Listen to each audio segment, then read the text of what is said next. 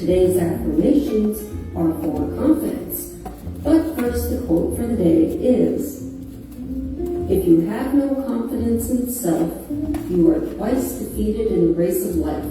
With confidence, you have won even before you have started." Cicero. Now let's get started by taking a deep breath in. Hold it. Then slowly release it. One more deep breath in. Hold it. Then slowly release it. Great. Now for the affirmations. I breathe in confidence and breathe out fear. I breathe in confidence and exhale fear. I breathe in confidence and breathe out fear. I breathe in confidence and I exhale fear. I breathe in confidence and breathe out fear. I breathe confidence and exhale fear. I have confidence in every decision I make. I have confidence in every decision I make. I have confidence in every decision I make. I have confidence in every decision I make. I have confidence in every decision I make. Hey girl, what's up, Stacey? I believe in myself. I believe in myself. I believe in myself. I believe in myself. I believe in myself. I believe in myself.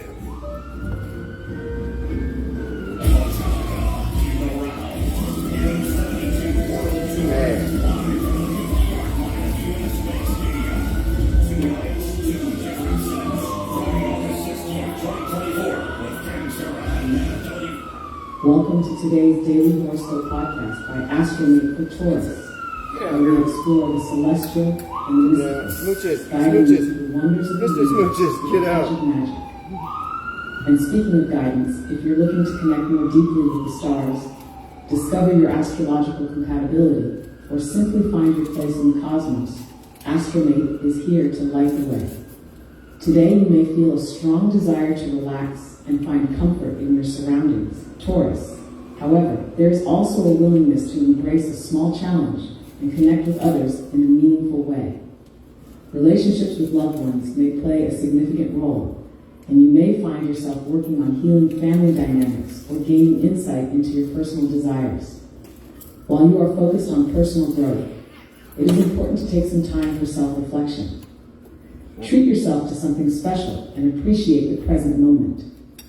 As we close today's episode, if you're intrigued by the universe's signs or curious about what the stars have in store for you, take the next step in your astrological journey. Visit Astrology GPT for personalized astrology, tarot readings, and more, all tailored to help you navigate life's mysteries with celestial guidance. Check out chat.openay.com/GGGK7U4G astrology-GPT tarot-birth chart synastry and discover what the cosmos has to reveal about you and your path forward. Thank you for listening, and may the stars guide you to your next adventure.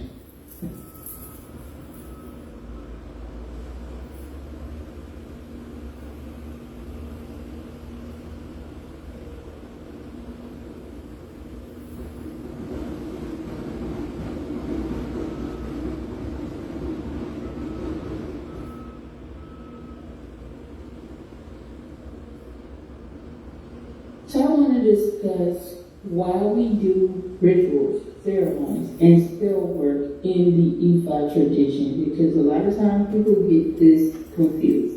They don't really know what the purpose is, and a lot of times I actually get people come to me wanting to do ritual or spell work for things that really you can't do ritual or spell work for. According to Ifa, the standard tradition, now yes, you can do rituals and spells and even get some results, the results that you desire for certain things, but again, it's not according to Ifa, the traditional protocol here. And I'll get to what I mean by that shortly. But first, I do want to define what I mean by the different terms that I'm using here in this episode.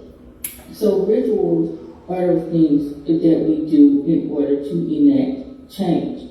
Usually it's going to involve giving an offering, a sacrifice, saying incantations, maybe even dancing and singing and things like that, depending on the nature of the ritual that we're performing at that particular time.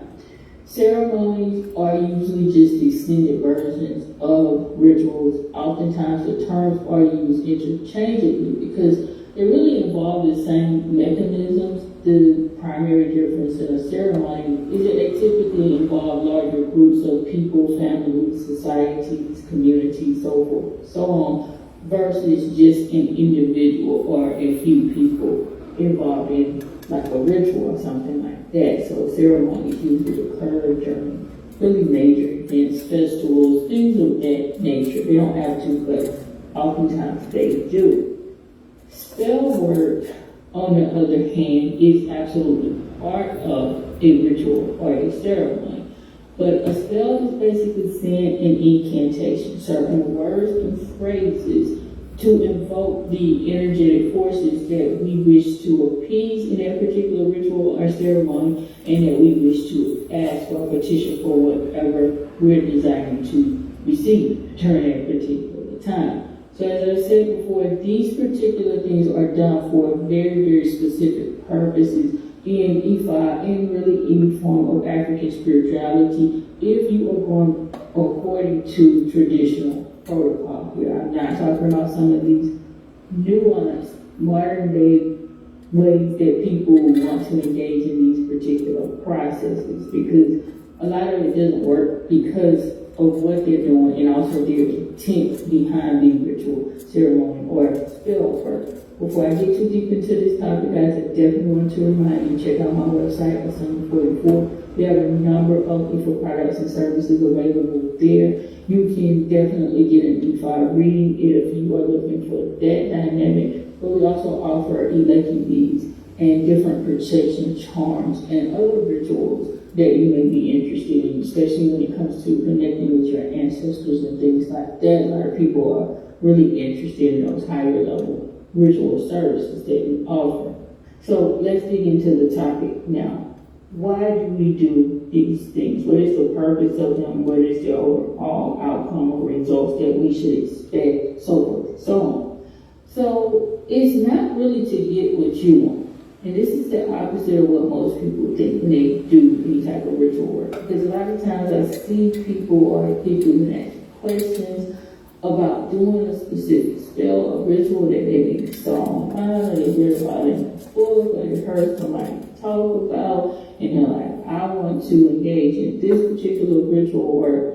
And to be honest with you, that's not really part of Ifa in particular. Yes, it is part of some other traditions like hoodoo and some of the folk magic rituals where individuals kind of consult with their ancestors, or they do individualistic ritual work on their own. But Ifa ritual work is based on divination. So that means that you want to go and get a reading and seek out what you are meant to do during that particular time to even get what you want. But the divination process itself actually starts with you knowing what's going on in your life. Because oftentimes, again, people come and they even give readings based on what they are desiring at that time. It could be so many different things they're seeking to know about, a health condition or love connection, or so many different areas or facets of their lives. However, the reading may reveal something that is completely unconnected to whatever they are seeking out. Those questions absolutely can be answered, but what happens with a true, authentic Ifa reading service is that an Odu is going to be produced. And Odu really talks about what's going on in your life at that time that you need to be aware of. It could be related to the ignorance that you are coming to Ifa about, but it could have nothing at all to do with whatever you are seeking questions about. during that particular time. If I may want you to just know at that particular moment who your head Orisha is, so that you can start to connect with that spiritual force. However, you could be coming asking about whether you should stay on your job or get another job, or whether you should marry your mate or something of that nature. Not to say it's wrong to ask those types of questions and to even seek remedies to help you out with those situations. However, that is not even always going to be the remedy. This is why I'm having this conversation about ritual work and so forth. Because a lot of times people read a lot of information online and it's like, when you give this to this particular Orisha in order to get this done, right? So of course you're going to approach the Orishas of love when you're having a love problem, or you're going to approach the Orishas of finances when you have a financial problem, so forth and so on. And that's not really, again, part of traditional protocol, because you're going to get a reading. You don't even know what Orisha that you should be even given the offering or the sacrifice to until you get the Odu. It comes out, and the information that you need from the reading comes out and lets you know. You can't just go and give an offering to Oshun, for instance, assuming that she's going to bring you the love that you desire. It could be that you're going to give to her. It just depends on the reading, the particular situation, but just because an Orisha is associated with a particular function or what have you, does not necessarily mean that that Orisha is going to help you out with that particular function at that time in your life. If so, you may not even need what you desire at that moment, and the reading will come out that you really need to handle a completely different issue at the moment to be dealing with something in another aspect of your life where your love connection is like not even a concern according to your spiritual team or what have you. But even so, more than just that, we don't approach ritual work just because it's what we want. Instead, ritual work, ceremonies, spells, so forth and so on, are really designed to bring us what we need at that particular time, because energy is constantly changing. So it's not that you're going to just do one ritual and you're going to have everything that you ever desired in life. No, spirituality is a process. It's a living, breathing part of your life. It is a way of life, a way of being when you practice Ifa in particular, but pretty much any spiritual system. Same way, like if you come from Christianity or Islam or something like that, you were taught to continuously pray, continuously connect with the spiritual forces that guide and lead your life. You are not taught to just come to prayer and ask for one thing one time and that's it, right? Muslims are required to pray for 5 times a day. And according to the Bible, there are scriptures that indicate that you should keep on asking, keep on praying, keep on seeking, so forth and so on. And, it's not that I'm saying those are things that you should be doing according to Ifa, but you should definitely continuously engage in ritual work and understand what's going on with your life, because the energy is constantly shifting. What you're going through today may not even be a problem the next month or an issue for you the next month. So we do these rituals and we do these ceremonies and spell work and so forth and so on in the tradition to bring about positive, beneficial, necessary change so that we align with our destiny. And that's a key part of this process. Destiny is all about balance and harmony. I talk about this all the time. It's not necessarily your job, your occupation, career, or what have you. Though your destiny can be, and most likely will be linked to that part of your life, since that is absolutely a major part of our lives. However, it's not your destiny. Your destiny is actually the lessons that you need to learn and the things that you will need to go through in life in order to achieve balance, wholeness, harmony, peace, so forth. That dynamic is very different for each and every person. What you may have to learn and go through can be totally different than the next person, or even so, your brother, your sister, your parents, your children, etc. You guys probably will have very different paths, and you have to work those lessons out. And these individuals are placed in your life because obviously they are a part of that dynamic in somehow, some way. They will likely be very instrumental in you achieving your destiny. However, they won't necessarily have the same path or take the same path that you. Your path can be very, very different. So we engage in the rituals, the ceremonies, the spell work, so that we can achieve the function of moving forward towards our destiny, towards our calling in life. And that doesn't mean going online and reading about Orisha Ogun, right, the warrior, if you're going through some kind of battle and you're saying, I'm just going to do this ritual unto Ogun.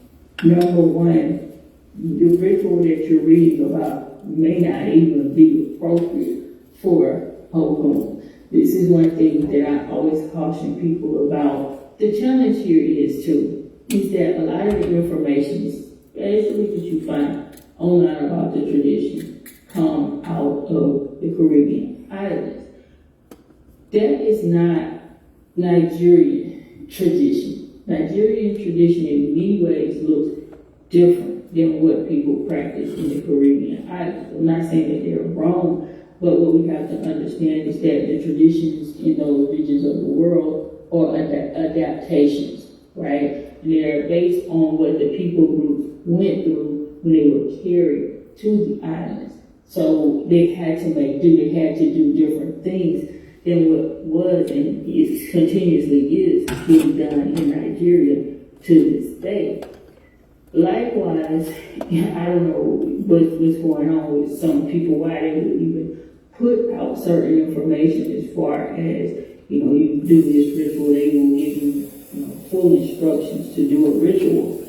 And that unto a deity for a specific thing.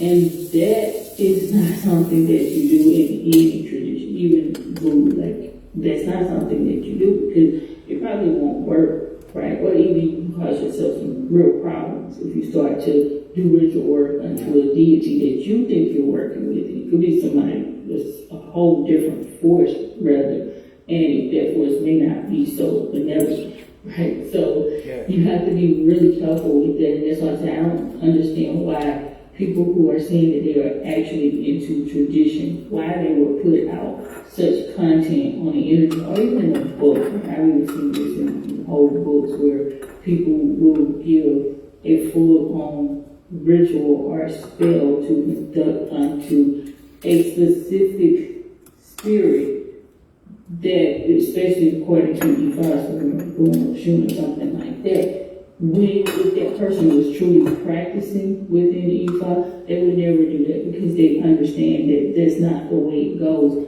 Even if someone possesses a consecrated icon or something like that, then if you do have those things, then you should absolutely know what you should be feeding your Orisha and how you should be working with that particular icon on a regular basis. But even if you don't, because there are situations, unfortunately, where people are receiving these types of items nowadays and they don't really know how to work with them because they aren't given the proper order and instructions for doing so. And when those situations happen, yes, they will need extra guidance or what have you in those circumstances. But even so, there are still specific protocols that are directed towards those specific orishas and people who possess the pot and how they can work with it. It's not just for anybody to go and start giving these just random offerings to a particular spirit without true guidance from that spirit or even like a spiritualist who works within that particular tradition. And here you're not referring to pretty much any tradition. There are certain things, absolutely, rituals, ceremonies and so forth that you can do, that you should do on your own without having to get divination for it. But those are basic things that are usually just connected to you trying to engage with your own higher self, right? And there are even specific ways that we do that when, connect with Ori and Ifa tradition. But even so, like, definitely you can do meditation, you can do things like taking spiritual baths, it's just basic cleansing rituals, like some incense, candles, and so on. Definitely those are parts of processes that you can engage with your ancestral spirits, because ancestral spirits are a little bit different when we're talking about, especially traditions in the diaspora.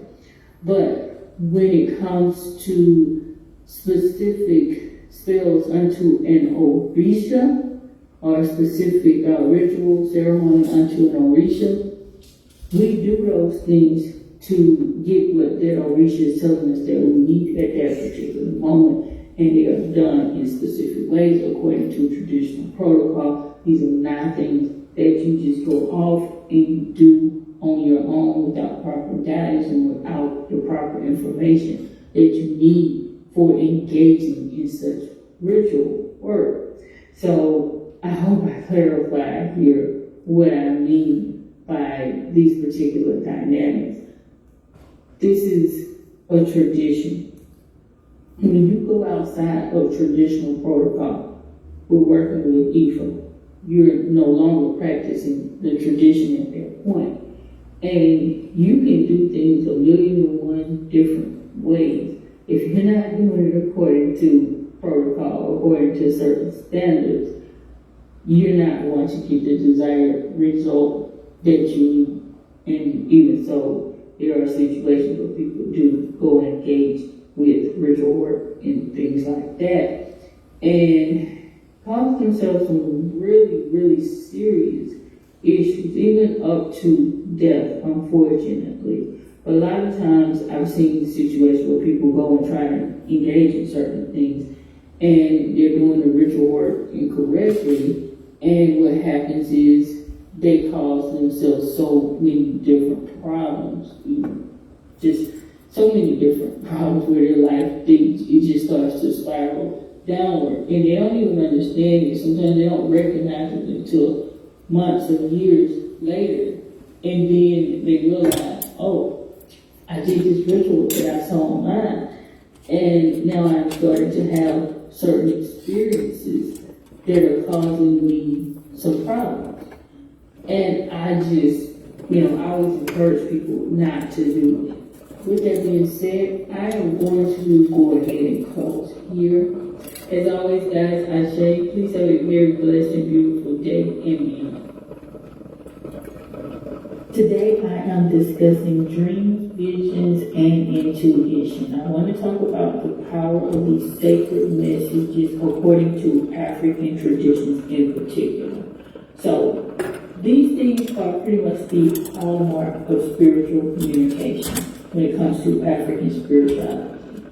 In general, we're actually talking about spirituality here, right? So when you're having different dreams, visions, and intuitive insights, this is what we refer to as being connected to spirit, especially the more you have these types of prophetic messages coming to you, and they are actually real, right? So there are some things that we do need to explore when we're talking about dream, visions, and intuition, as far as if they are real and meaningful, etc.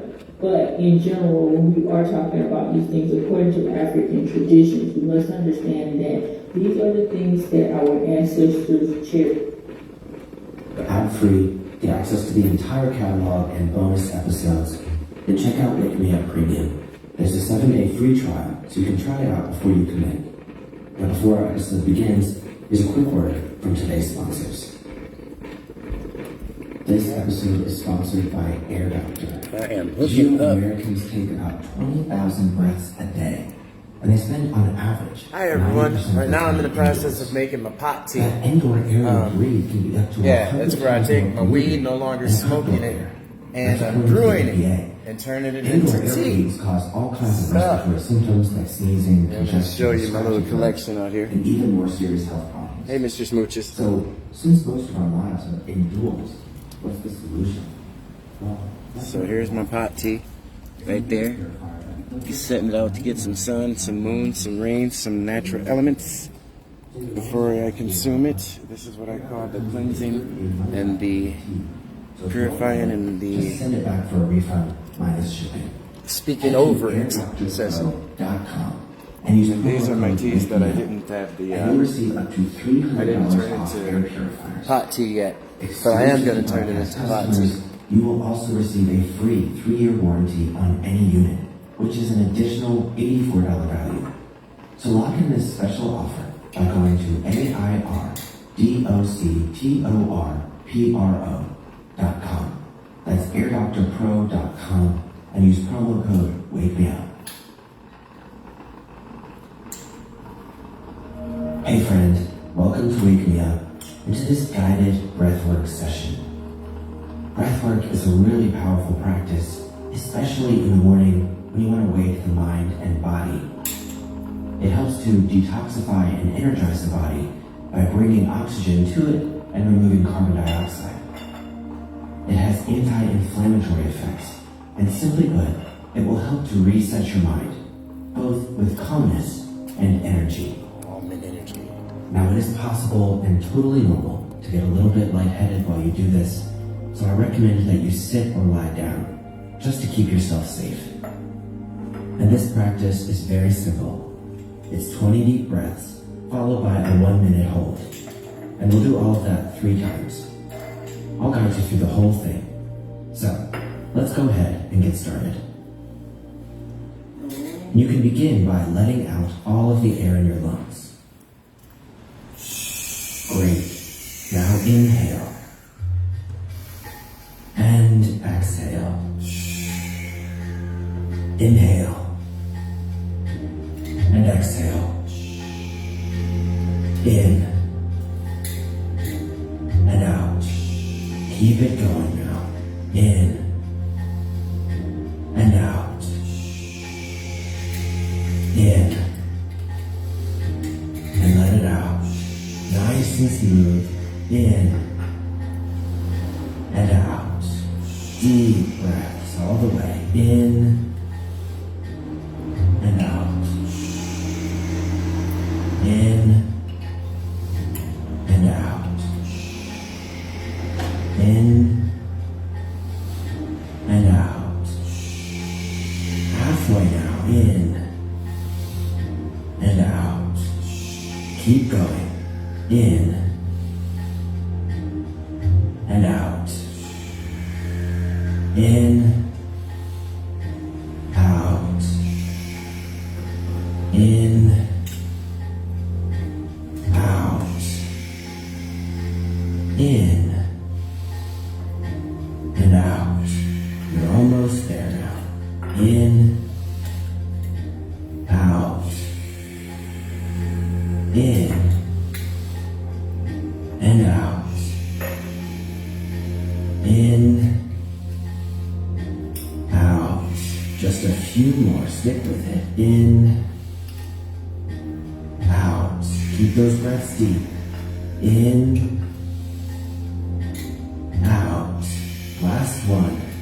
In. And out. Let it all go. And hold.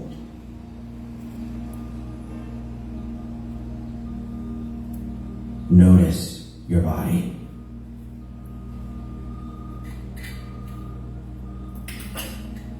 You might feel some tingling in your fingers or your toes or other parts of your body. You might feel a light buzzing. And it's all okay. Feel your body.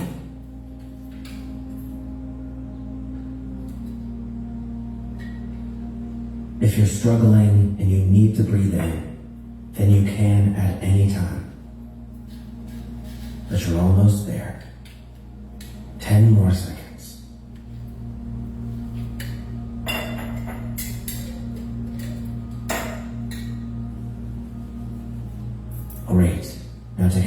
slow breath in.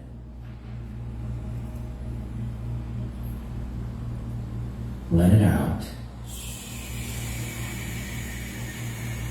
And let's begin again. In. Out. In. Out. In. Out. In. Out. Keep those breaths deep. In. Out.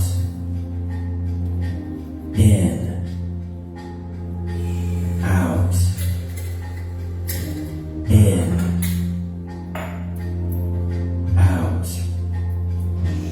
In. Out. In. Out. Halfway. In. Out. In. Out. Nice and full all the way. In. Out. You can do it. In. Out. In. Out. Keep it going. In. Out. In. Out. Just a few more. In. Out. In. Out. In. Out. Last one. In all the way. And out. Let all of your air go. Hold.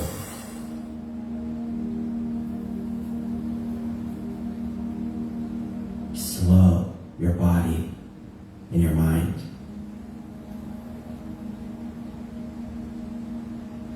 Feel what's happening.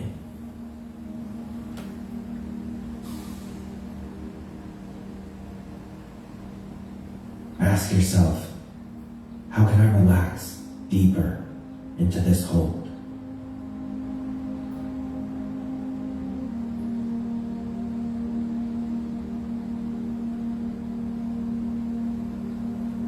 If you need to, you can breathe, but you're almost there. 10 more seconds.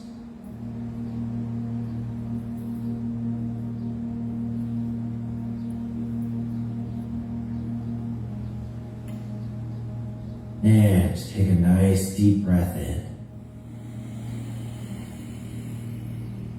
Let it out. And here we go for the final round. Inhale. And exhale. Inhale. Keep your breath going. Exhale. Don't let it slip away now. Inhale. And exhale. Inhale. Exhale. Let this round do your best. Inhale. Exhale. Inhale. And exhale. Breathe in. Breathe out. Inhale. Exhale. Inhale. And exhale. Breathe in deeply. Breathe out deeply. Inhale. Exhale. Halfway now. Inhale. And exhale. Inhale. Exhale. Inhale. And exhale. Inhale. You're almost there. And exhale. Inhale. Don't give up now. Exhale. Inhale. You can do this. Exhale.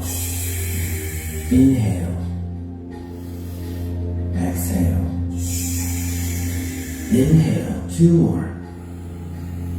Exhale. Last one. Inhale. And exhale. Let all of your air go. And hold.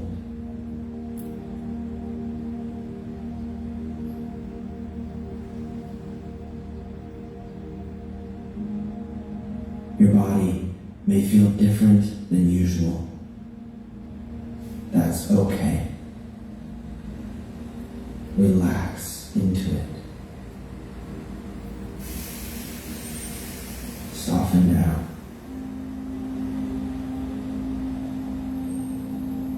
You have so much oxygen in your body, you don't need to hold your breath. It's not force. It's natural. If you do need to breathe at any time, of course you can. But you're almost there. And if you'd like to extend this hold even longer, feel free to do so. But if you're going to wrap up with me, you can go ahead now and take your final recovery breath.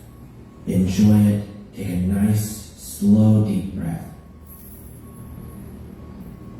And let it out on your own time, nice and easy.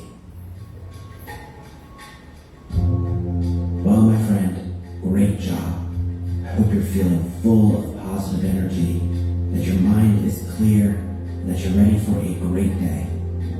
I encourage you to save this episode so that you can come back and repeat this breathwork exercise anytime you like. I personally always find it easier to have someone guide me through it because it removes the need to do all the counting and thinking, and you just get to focus on the experience. So I hope that this experience was a good one for you. And if it was, please take a second just to leave a comment or review and let me know. And do be sure that you're subscribed to Wake Me Up wherever you listen.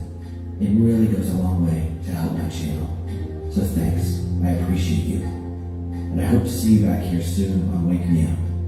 Until next time, go out and have an absolutely fantastic day.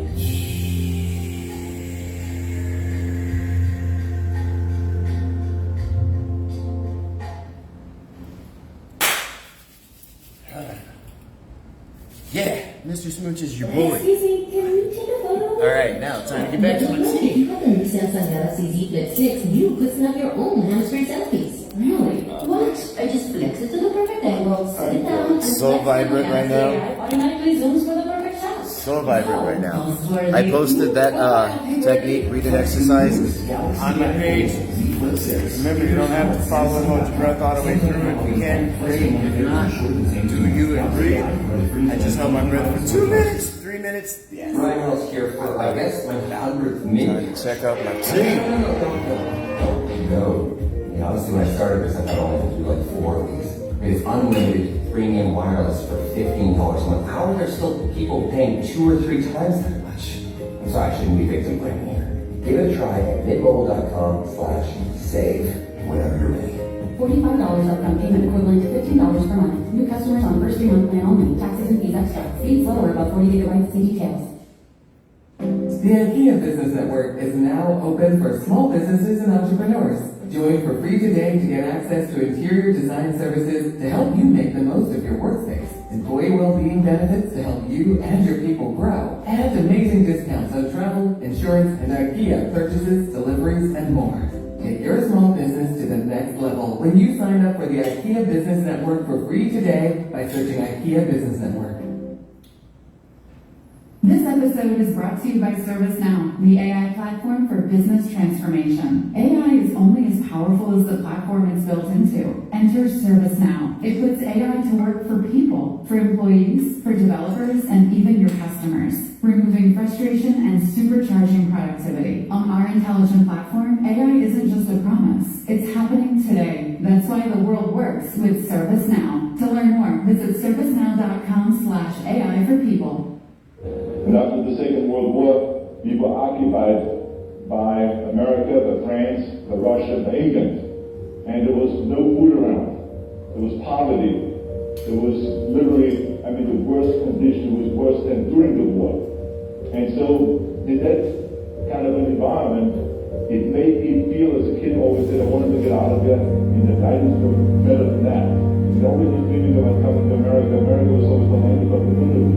So I always shot for the top. No matter what it is, I was so hungry for success. I was hungry to get out of Austria. I was so determined. I had this fire in the belly. And I always, like I said, dreamt big. In bodybuilding, when I got into bodybuilding, it was not just to become a bodybuilding champion, but I wanted to be the greatest bodybuilder of all times.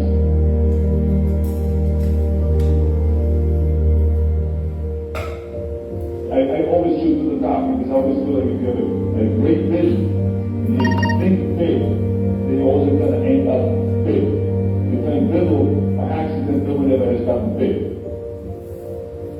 You have to have a very clear vision of where you want to go in your career. You cannot get into bodybuilding and think that just by exercising every day, that the accident is Speech motivational as I said earlier, you have to session be very conditioned. spoken by yours very Mr. Arnold Schwarzenegger.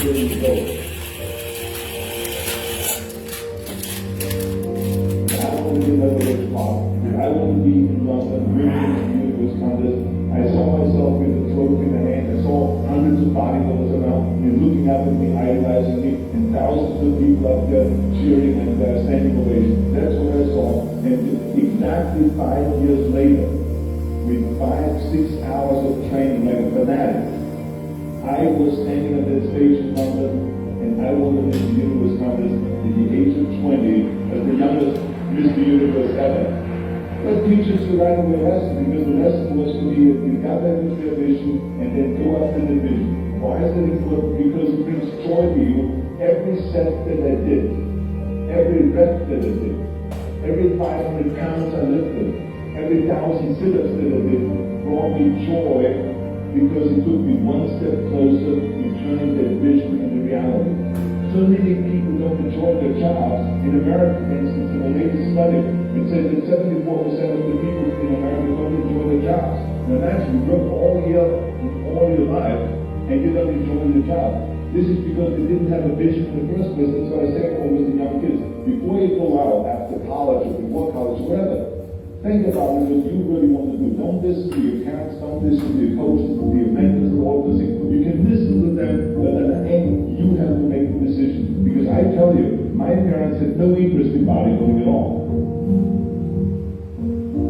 My mother and my father wanted me to have the regular Austrian life. They wanted me to follow my father's footsteps and become a police officer. They wanted me to marry a girl with the name of Heidi and have 5 kids.